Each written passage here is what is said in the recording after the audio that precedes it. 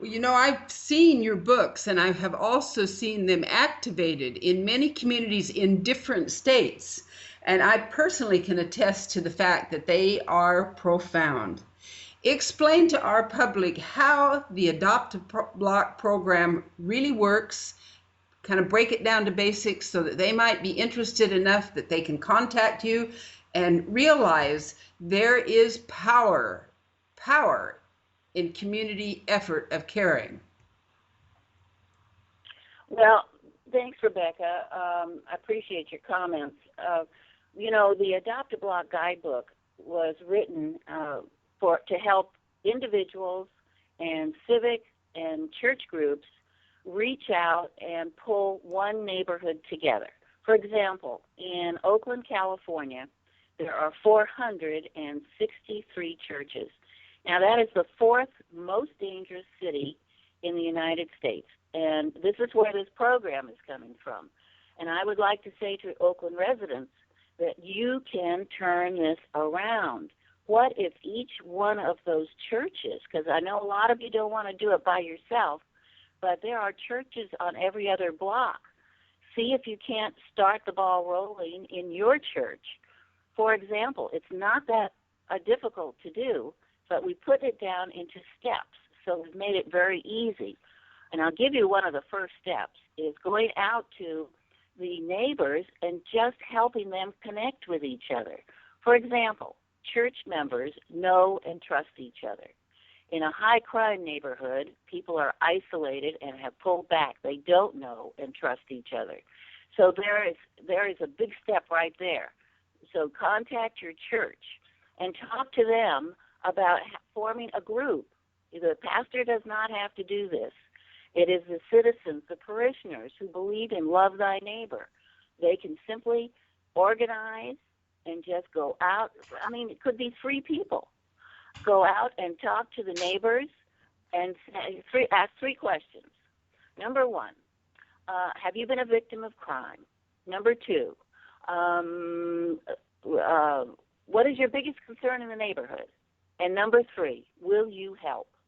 Now, when they say, will you help, take a clipboard, write down their name, and say, okay, we want you to come back to the church give them a date, and we want to talk about how we can pull this neighborhood together.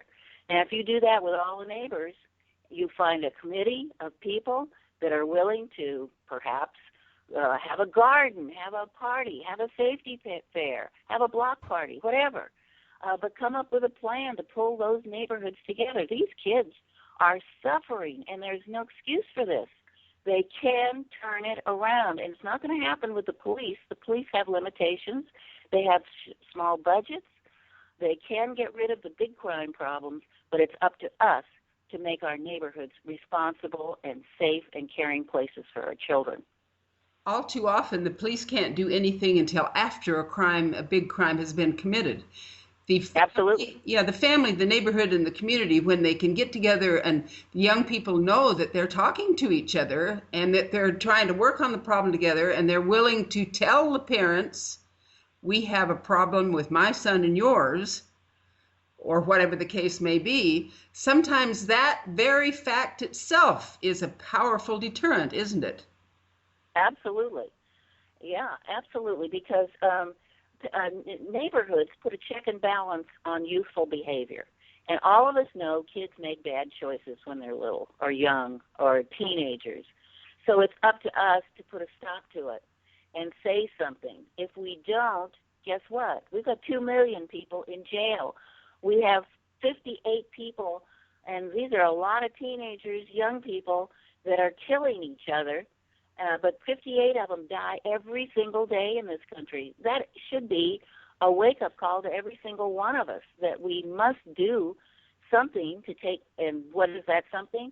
Take back your neighborhood and make it safe, and you can do it. And if you can't, find somebody to work with you or find somebody else in the neighborhood that will make things happen, because we have a lot of wonderful people out there, a lot of resources, and there is help and support for you, but you have to take the step. People think that they're powerless because they think they have to handle it individually, and they also pretend. We pretend there's no elephant in the living room, so to speak. In other Right. words, people are quiet and think if they say nothing, it will go away. But it's just the opposite, because offenders believe that if you say nothing, you condone it. Is that not the realistic psychological fact? Absolutely. There is, for example, if you have a house in the neighborhood and a window gets smashed and nobody does anything about it to fix it up, guess what? More windows get smashed because it looks like nobody cares. Well, if you don't speak up and do something about the problem in your neighborhood, it will get worse. It does not just disappear. The police cannot change behavior. It is up to the citizens to change behavior of what's going on in the neighborhood and pull them together.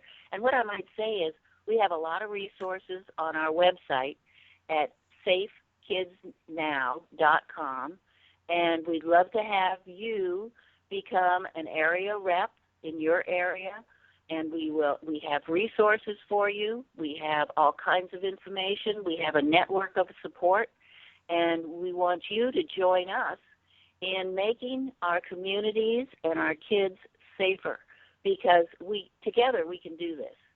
And if you don't know how, we'll teach you how. I work with Dr. Barbara Williams, and I work with a lot of interesting and fun people to get to know, and we have people from all over the country that are tuning in to our once-a-month teleconference call. So if you would like to join us and want to learn how to help your neighborhood, we invite you to go to safekidsnow.com and join our mailing list, and we will send you some information, because your children do not have to be victims.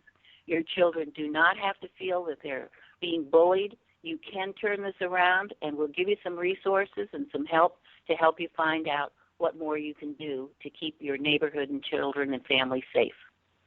I want to digress a little. One thing about the neighborhood watch concept of the police that I think is remarkable, after your program has been used in a neighborhood and the neighborhood is cleaned up, some of the neighbors go and they buy one of those signs that says neighborhood watch, and it's got two big eyes looking, and they put it out in front of their neighborhood, and the offenders don't come back. The eyes on the sign are literally intimidating. That tells you something about if anybody cares, or if anybody's looking, or if anybody thinks about it, doesn't it? Yes, but as a matter of fact, if you cannot back it up with activity, because they will test burglars, and they're not always from outside the neighborhood, but burglars know if people are involved and care about the neighborhood. So they may burglarize a house, and it's not uncommon for them to come back and burglarize it again after you've got your insurance and you've got your new TV put back in your house. So don't assume that a sign is going to be enough to keep your neighborhood safe. It's got to take activity to go along with it. Yeah, you notice I said after the neighborhood's been cleaned up on your program, they put up the sign. Don't put up the sign before, it won't work. Well, that's true. But then you got to keep something going, like a monthly meeting, or getting together for a summer potluck, or getting people to, communicate. And another good way is to exchange email addresses and phone numbers and keep in touch. And if you see something that looks suspicious, don't hesitate to call, because too many people say, oh, I'm not sure that's really suspicious. Or maybe maybe people will be upset if I report it, or maybe the police are too busy. Nope, give them a call. You never know unless you call. So that's activity. That is making your presence known. That is letting the police know you care about your neighborhood. If you care about your neighborhood, believe me, the police are much more apt to care about your neighborhood. Well, if you don't care about your neighborhood, the police really can't help you. That's the reality. That's the reality. Absolutely. That's the reality. It has to start with you. It absolutely must start with you. We hope that our listening audience will really understand and appreciate what Stephanie Mann is offering to you today, We have higher crime than we've had in a long time. You can make a difference. You can make a difference by caring. You can make a difference by caring. Even the children, the young men and women also that commit these affrontments have very low self-esteem. They build their self-esteem or try to by getting any kind of attention. Bad attention is allegedly better than none. We are extremely honored today to have Stephanie Mann, a National Safety and Crime Consultant, as our guest. Thanks to all of you for joining us.